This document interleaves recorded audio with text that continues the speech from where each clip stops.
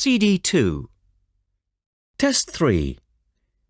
You will hear a number of different recordings and you will have to answer questions on what you hear. There will be time for you to read the instructions and questions and you will have a chance to check your work. All the recordings will be played once only. The test is in 4 sections. Write all your answers in the listening question booklet.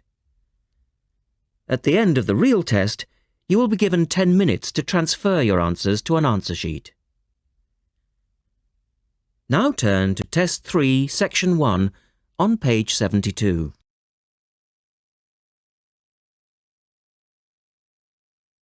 Test 3, Section 1. A student wants to register for a conference. Listen to the conversation between the student and the woman and answer the questions. First, you have some time to look at questions 1 to 4.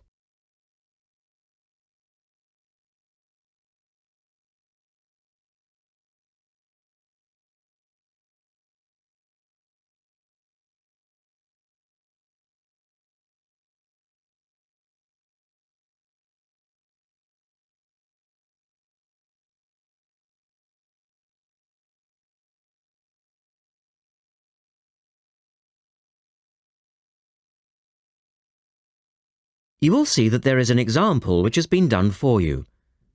On this occasion only, the conversation relating to this will be played twice. Good morning. Good morning. Can I help you? Yes. Is this where we register for the Beyond 2000 conference? Yes. What's your name and I'll get your conference bag. The student says she wants to register for the Beyond 2000 conference. So you write the words Beyond 2000. Now we shall begin. You should answer the questions as you listen because you will not hear the recording a second time. Look at the registration form. Listen carefully and answer questions 1 to 4. Good morning. Good morning. Can I help you? Yes. Is this where we register for the Beyond 2000 conference? Yes. What's your name and I'll get your conference bag. Well, I haven't actually registered yet. I was told I'd be able to register today, so I hope that's okay. I've just arrived in Melbourne. That should be fine if you're a student. I'll need to take your details though. So, can I have your full name? Yes, sure. It's Melanie Mitchell. Is that Mitchell? Yes, that's right. And that's Ms., not Miss. OK, fair enough. And what's your address, Melanie? I live in student accommodation at Sydney University, so my address there is Room 66, Women's College, Newtown. OK. And which faculty are you studying in? I'm in the Faculty of Education. I'm doing a Master's in Primary School Teaching. Right. And may I see your student card because I need to verify that you're a current student? Yes, sure. Here it is. My number is 994578ED. The woman asks the student some more questions about the conference. Look at questions 5 to 10.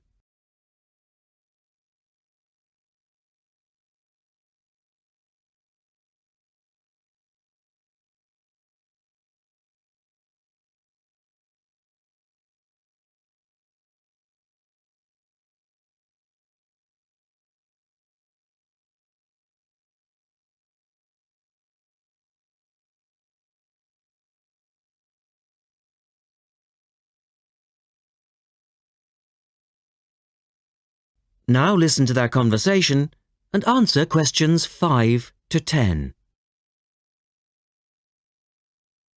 OK. Now, do you want to attend all 3 days? The conference runs from Thursday to Saturday. Yes, I think so, if I can afford it. What does it cost? Well, you're eligible for a student discount, which makes it $15 for a day registration or $40 for the 3 days, though it is possible to register for half a day only. I'll register for all 3 days, please. Good. Now, will you be requiring accommodation while you're here in Melbourne? Yes, I suppose I will. What's available? Well, we have several levels of accommodation. You can share a room with another student for $25 a night. Or you can have your own room but share the bathroom. I believe it's just down the corridor. That's $45. Right. Or you can have a single room with your own bathroom. I don't mind sharing a room. On second thoughts, yes, I do. I'll have my own room, but I'll share the bathroom. Right. Now, the conference fee does not include meals, though you do get tea and coffee in the breaks. Shall I put you down for lunch? That's an extra $10 a day. And there's the conference dinner on Friday night, which is $25. Oh, and what about breakfast? Hang on a minute. It's all starting to sound rather expensive. I'll have the lunch, but not the dinner or breakfast, if that's okay. Perfectly okay. Now, a couple of other things. There are a number of special interest groups organised. They're known as SIGs, and you're asked to nominate your preference. They'll take place on the Friday afternoon and Saturday morning, but they're filling up quickly, which is why you need to nominate now. Right. What are the SIGs? Well, there are 6 altogether. Let's see. On Friday, you have a choice between computers in education or teaching reading skills. Or a session on catering for the gifted child. Oh, they all sound interesting. But technology in the classroom is really my area of interest, rather than reading. So I'll go for that. I can probably read up on the gifted child topic myself. Right. And then the Saturday options are a session on cultural differences, or there's music in the primary curriculum, or you could go to the one on gender issues in the classroom. Wow! Can I go to them all? They all sound fascinating. Afraid not. Well, I'm really interested in how boys and girls behave differently, even when they are very young, so I'd better opt for the third session, even though the cultural differences SIG is probably really interesting too. Right. And the music option would be interesting. And how would you like to pay? We accept most credit cards or bank cheques, but not personal cheques, I'm afraid. Been caught out too often before. And cash, of course. We never say no to cash. I'll have to put it on my card because I don't have enough cash on me right now. That's fine. Enjoy your time here with us in Melbourne. That is the end of section 1. You now have half a minute to check your answers.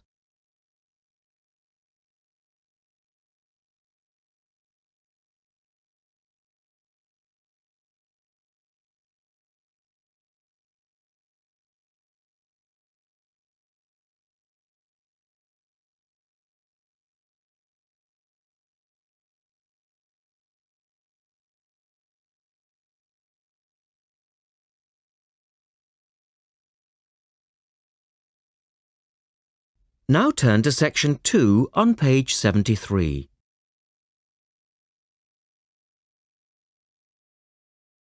Test 3, section 2. You will hear a woman talking about a number of different beaches to a group of tourists. First, look at questions 11 to 20.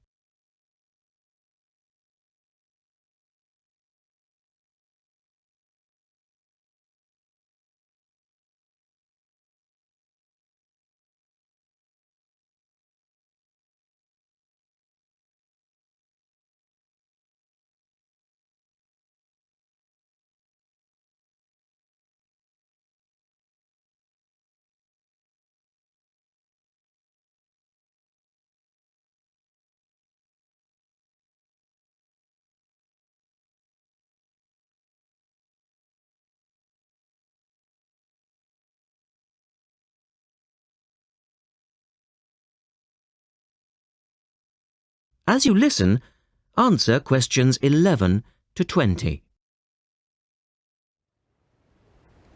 Right, let's move on to the beaches here, which are absolutely beautiful. You do have over 100 to choose from. They're mostly sandy beaches and they vary from the largest, which is 2.5 kilometres long, to tiny sandy coves. but there are a few that I'd really recommend you to visit. So, looking at this pamphlet, first of all, there's Bandella Beach. This beach is 1 kilometre away from the old fishing village of Bandella, which is a beautiful spot. If you park in the car park behind it, there's a small path which leads down to the bay. It's very pretty because the whole beach is backed by pine trees, so it's very sheltered. The beach itself is very clean and the water is shallow and safe. That, together with the soft sand, make it an ideal beach for children and non-swimmers. A little further round the coast, again to the east, in the eastern corner of the island, is the spectacular Da Polata Beach, which is basically a long inlet. The land around this beach is marshland. It's all marsh, and there's a stream which winds through it, and the stream goes into the sea. And the beach has lovely pale gold sand. Access to this beach is quite tricky, and not for the less energetic. You have to go down a long flight of steps, 190 to be exact. But you'll be relieved to know that there's also a road which winds down to a car parking area. When you're level with the sea, there is a handful of shops and bars, and you can hire some beds and umbrellas. Continuing round the island, just past the tip of Calne, is the next beach I'd suggest you visit, and this is San Get. Why? Because there isn't a beach longer than this on the island. If you want to know, it's exactly 2.5 kilometres long, and that's a bonus because it means it never gets overcrowded. It has golden sand and clear blue water shelving into the sea. There are several beach restaurants to choose from, and water sports are available when the water is calm, but check first. This beach operates a flag system as the sea can get rough and you should always swim between the flags. There's a large car park which gives you easy access to the eastern end of the beach, but the western end is much quieter and more wild as it is harder to reach. Blanaka is another popular beach just in the northwest corner of the island. It has incredibly white sand and sparkling water. There is ample car parking here and plenty of bars and restaurants. Blanaka has white cliffs all around it, and for those of you who'd like a little more to do than just lazing on the beach, there are caves here which you can explore in the cliffs, and you can also dive into the water from rock platforms along the side of the cove. Well, my final recommendation for today is Disador. Now, this beach isn't quite as easy to get to as the others I've talked about. It's quite a remote little beach, tucked away here next to Blanaka. You can reach Disador by a steep slope which goes over some sandbanks. The beach itself is small and pretty, with a reddish-coloured sand and some stony areas on its eastern side. Despite being quite small, the bathing is good, and you can also go fishing here from the rocks at either side. It's a good idea to take some food and drink with you if you decide to go here, as there's only one little bar which isn't always open. So, that should give you plenty of ideas to choose from over the next 2 weeks. And if you have any further questions... That is the end of section 2. You now have half a minute to check your answers.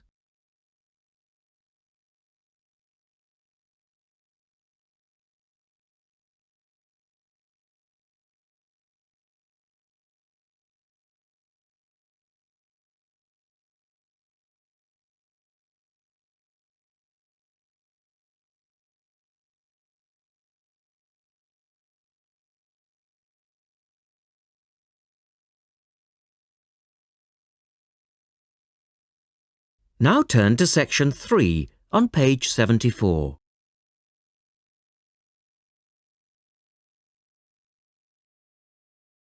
Test 3, section 3. In this section, you will hear a discussion between a male interviewer and a woman who is the manager of a major bookstore. First, look at questions 21 to 24.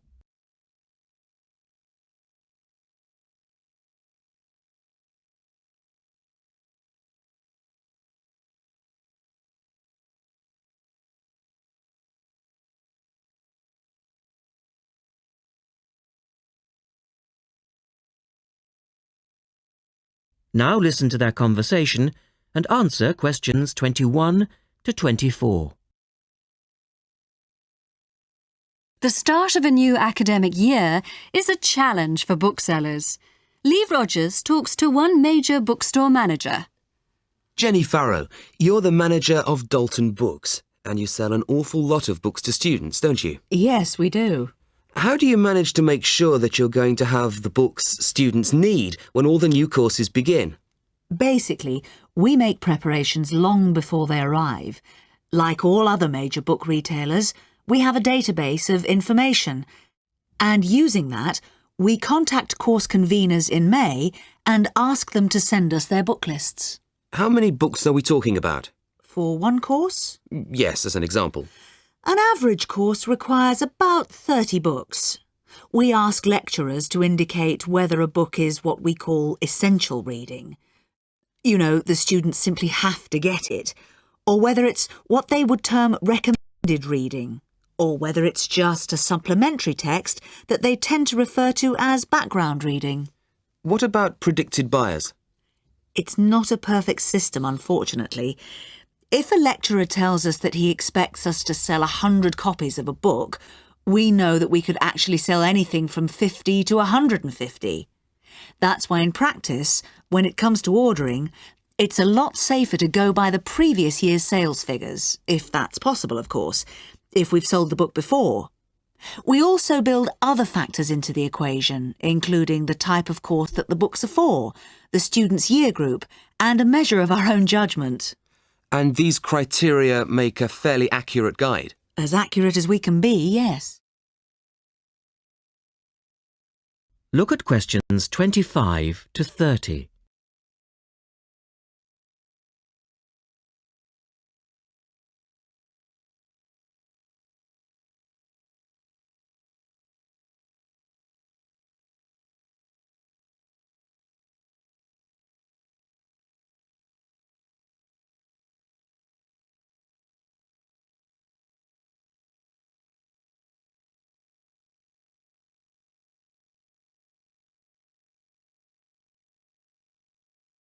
Listen carefully and answer questions 25 to 30.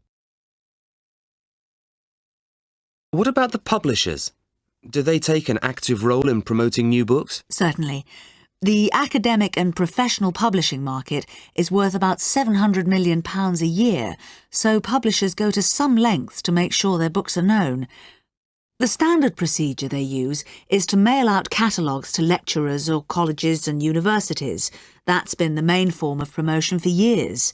Now, of course, they can also post details of new or revised works on websites. Some even go so far as writing individual letters to the appropriate lecturers in order to let them know what's coming up. The lecturers then contact you if they're interested? That's right. The publishers send us, the booksellers, inspection copies.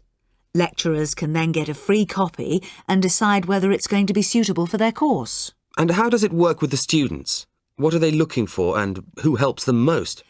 I think lecturers are best placed to understand the students' needs. Often the critical issue is what represents value for money for students. This is more important than price per se.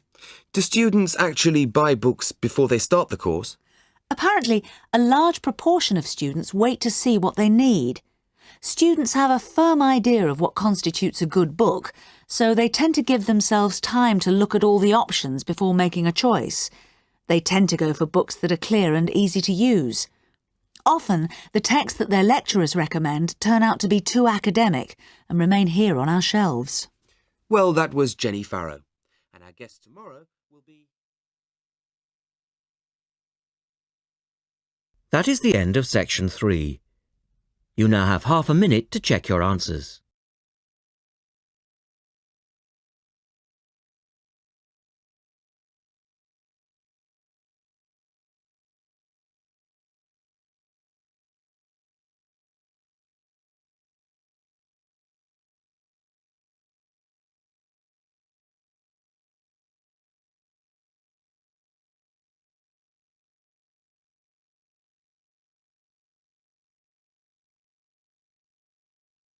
Now turn to section 4 on page 75.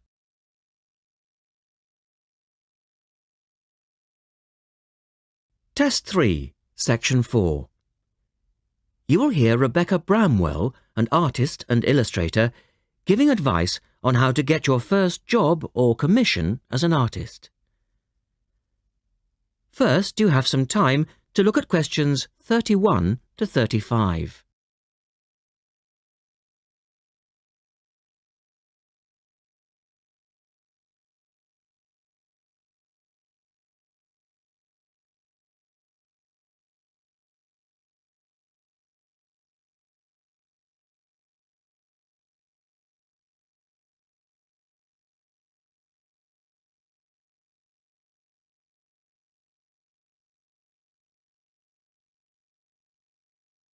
Now listen carefully and answer questions 31 to 35.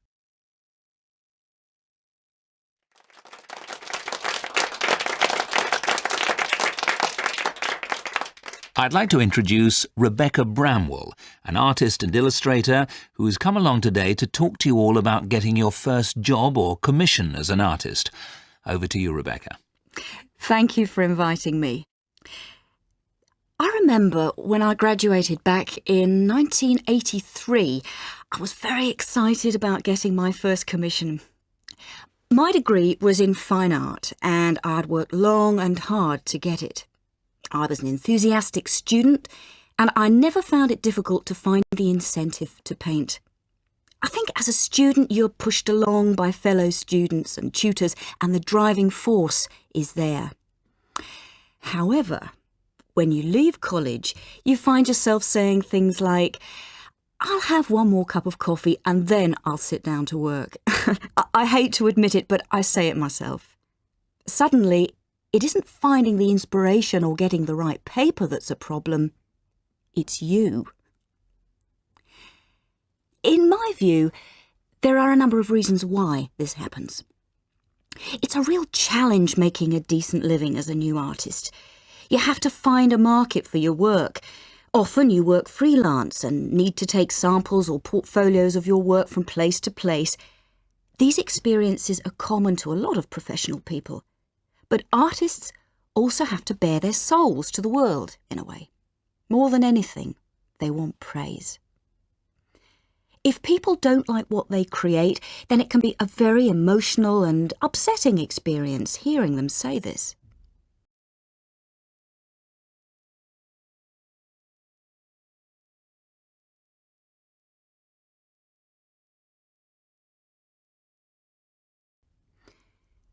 I began to realise that these problems were preventing me from having a career in art, and so I decided to experiment. I was a painter, but I started to dabble in illustration, drawing pictures for books, cards, and this offered me the opportunity to become more emotionally detached from my work. I was no longer producing images from the heart, but developing images for a specified subject, taking a more practical approach. I began to develop a collection of my illustrations, which I put into a portfolio and started to carry around with me to show prospective clients and employers. But it was still tricky because publishers, for example, want to know that your drawings will reproduce well in a book. But without having had any work published, it's hard to prove this. Having a wonderful portfolio or a collection of original artwork is, of course, a first step. But what most potential clients would like to see is printed artwork, and without this evidence, they tend to hold back still when it comes to offering a contract. Look at questions 36 to 40.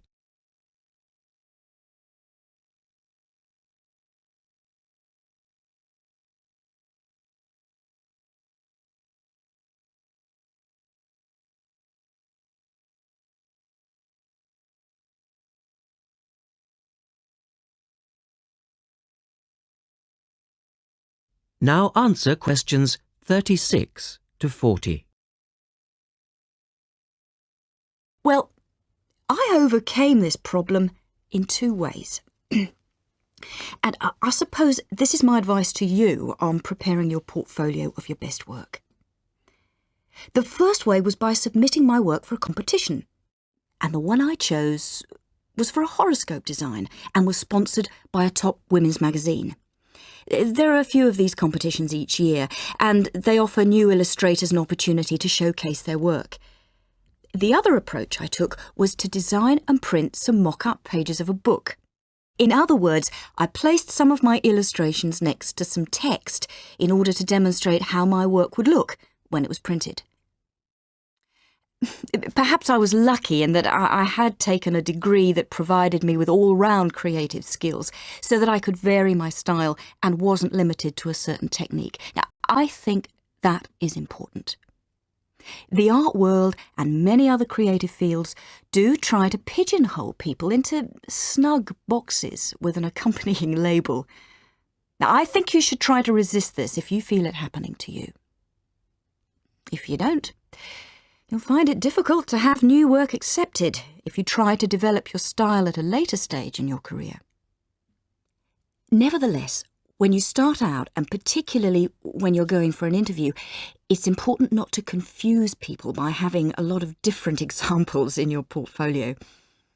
One remedy for this is to separate your work into distinct categories. In my case, I did this by dividing my design-inspired illustrations from my paintings. It's then easier to analyse the market suited to each portfolio, such as magazines, book jackets, CD covers, etc. Working under two names is also useful, as it clarifies the different approaches and offers a distinction between them. I think it's been hard for artists to be recognised in anything other than the pigeonholes that they've been placed in. But luckily, these barriers are slowly being demolished. So I really do wish you all the very... That is the end of section 4. You now have half a minute to check your answers.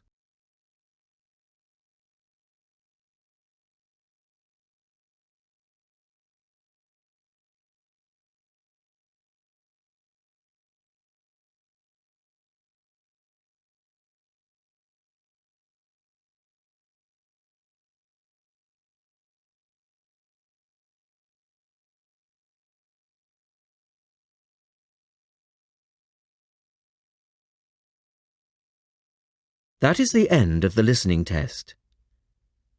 At the end of the real test, you will have 10 minutes to transfer your answers to the listening answer sheet.